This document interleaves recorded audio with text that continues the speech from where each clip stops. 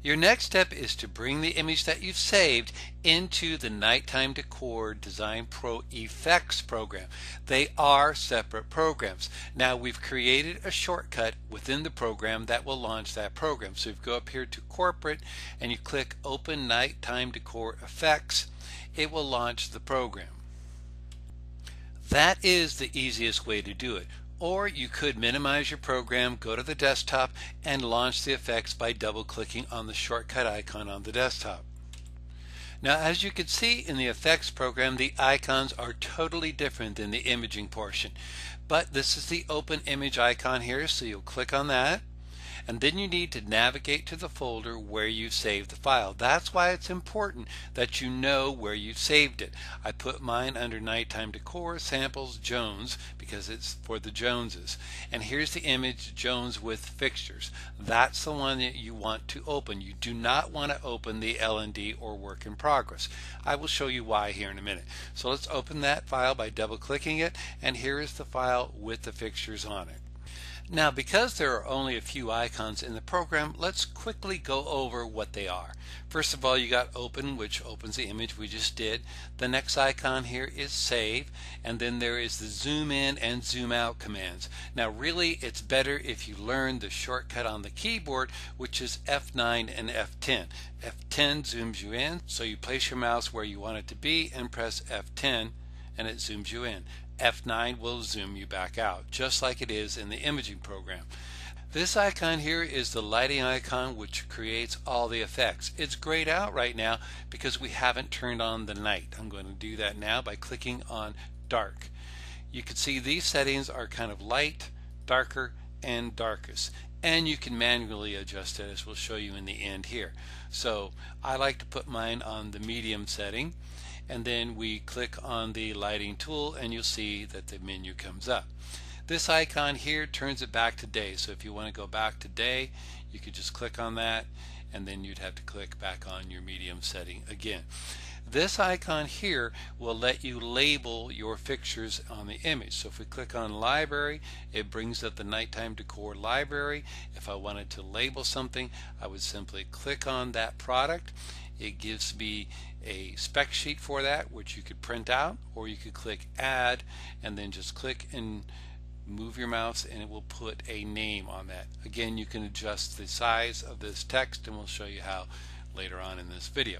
So that's the basics of the icons in the program. So let's get down and show you how to do the details. Let's start with the lighting tool and go over some of the details. First of all, there are different brush sizes you can use.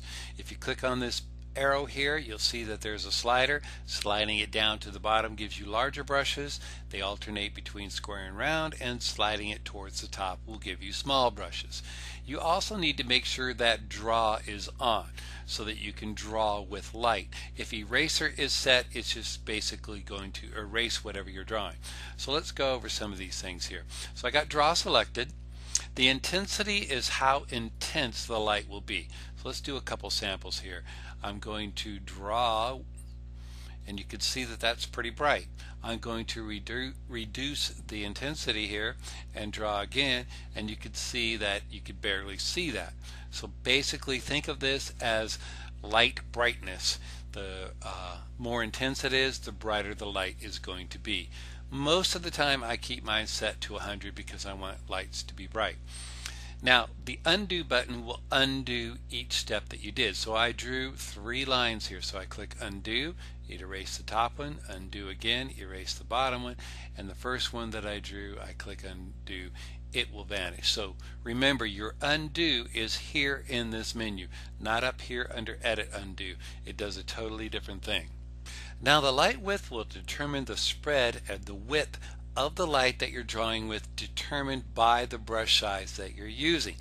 Now let me just show you, because it's going to become more clear than me talking about it. So I'm going to take the width here and I'm going to turn it down to 2.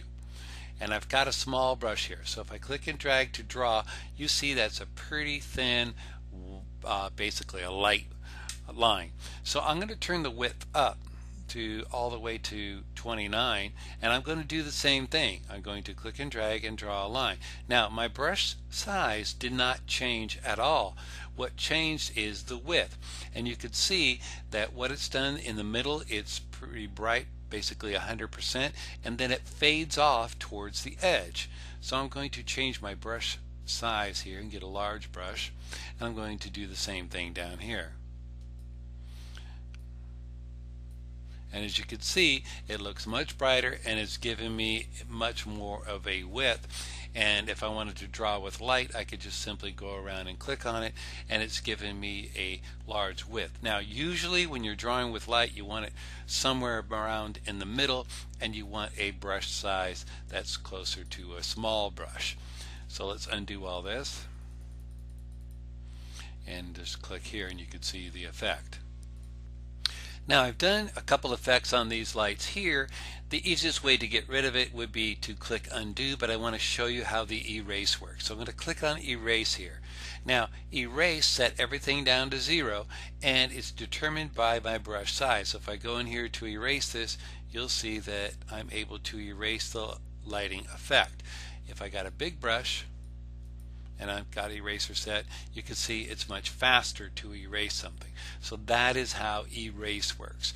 Usually it's faster and easier to do undo, but sometimes you've done some effects, say you've done 10 nice effects that you really like and you don't want to lose them and do them all over again. That's where undo is not going to work, and you'll want to use erase. Now I've saved the best for last. The tool that's going to give you the best lighting effects is called Spread, and that's this button right here.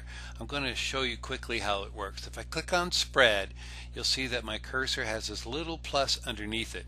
What that is you're going to set the brightest spot of the light. So it's basically the center where the light is shining the most. So I'm going to click right under this path light here, and then what you're able to do is draw around it. You see how the cursor changed into those 3 white dots? So what you're going to do is start here, and I'm going to click with my mouse and then move my mouse and click again. It's not a click and drag. Some people have called me with a problem saying I'm clicking and dragging and it keeps giving me errors. That's because it's setting 1,000,000 points and it can't handle 1,000,000 points because it's not made to do that. So I clicked and dragged and set a point. I'm going to set a point over here, and I want to draw basically a circle, but it doesn't have to be perfect. As you see here, that doesn't look like a good circle, but when I close it by double clicking, you'll see that it closed that circle, yet it looks pretty good. And again, when you're doing the spread, you want to make sure your width is set all the way up to 29 or 30 and your intensity is set at 100. So I'm going to do that again. I'll click undo, I click spread, I set my bright spot, and then I click around it how far out I want that light to go. So if I want to go all the way out there, I've drawn that, and then I double click to close the polygon and create the effect. So let's undo that again, and we're going to start designing. So the first thing you do after you've opened your image in the effects program is to set your level of darkness. Like I said earlier, I like the medium setting, but keep in mind you could change this at any time in the future. Then you'll go here to your lighting effects menu. The first thing I like to do is make all the lights in the image look like they're turned on. And let me just show you what I'm talking about. I'm going to zoom in on this path light here by pressing F10. I'm going to take my width and I'm going to turn it all the way down. I've got a fairly small brush here, so I'm going to do a quick test to see if this works. So I click and drag and draw around the bottom of that lighting fixture, and as I zoom out here, you'll see it looks like it's turned on because it's brighter and there's some white underneath this fixture that gives it that effect. So let's go around and do it to all the other lights. So I'm going to again point at it, zoom in by pressing F10, click and drag to draw with light at the bottom of that fixture, and I'm going to scroll around and do it to all of them. Now I'm not going to bore you with doing all of them because it's always the same thing, so we're going to do all the images, all the fixtures, excuse me, in the image first.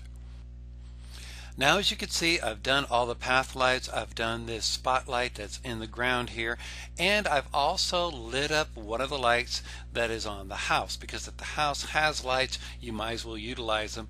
And to do that, it's the same thing. I'm going to again zoom in, then just draw over the light fixture that's going to be white, that would be shining. And I think there's a couple more lights on this house. These are not very bright, but we'll light those up too. So now we have all the lights basically turned on.